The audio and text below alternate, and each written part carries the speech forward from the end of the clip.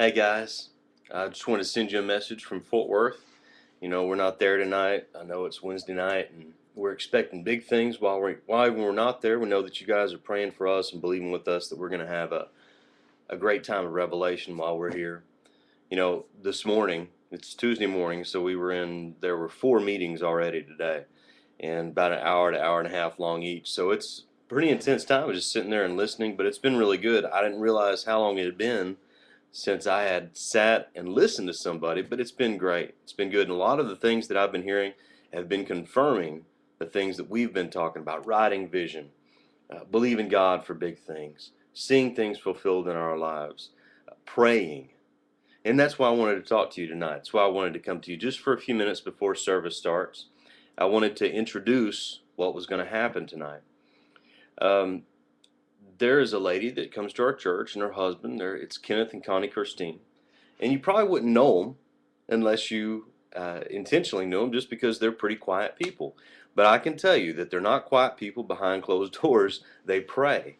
And Connie has been involved in prayer ministries at successful churches for probably 20 to 30 years. She can correct me if I'm wrong when she gets up. But she's going to be ministering tonight just for a few minutes on the basics of prayer and how prayer brings things into the natural realm. You know, we all need prayer so much for our families, for our finances, for our health, for our children's salvation. And I am convinced that it's important.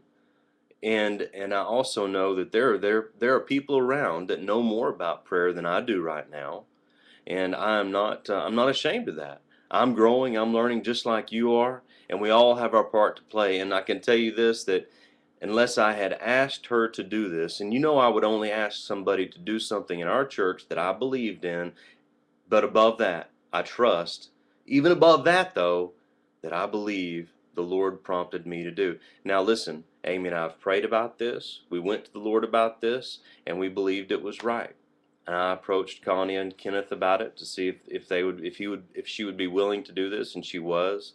And so we're also presenting you in the next week or two with some prayers you can take home and pray over your family for health, your family for finances, the well-being of your family altogether, and then also our church family, because these are important things to pray for in the time and the day that we live in. Now, I've known Connie for probably around 10 to 15 years by way of association and acquaintance. She was involved in prayer ministry at the church Amy and I went to when we first got married.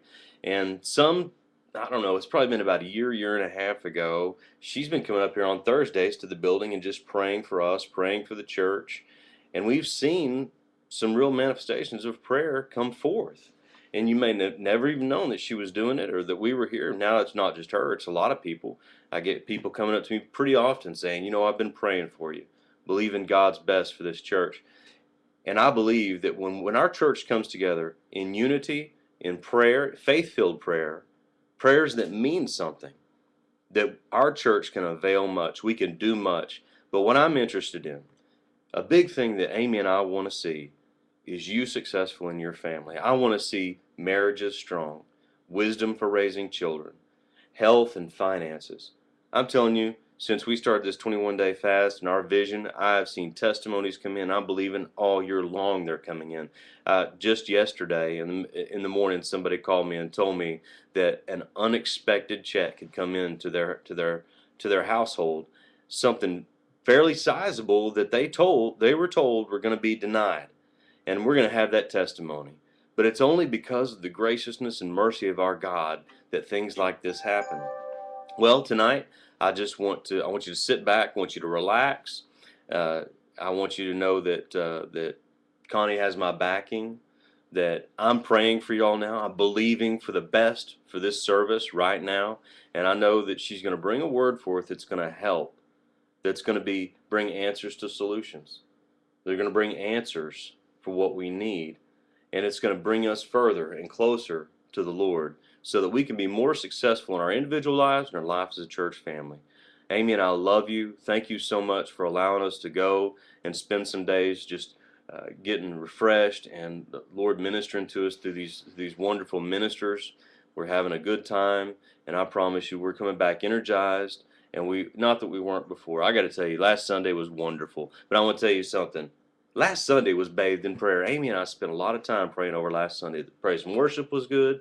I believe the message that came forth was God. And this Sunday is going to be just as good. It's going to be better because our God only goes up. He only moves forward. We love you.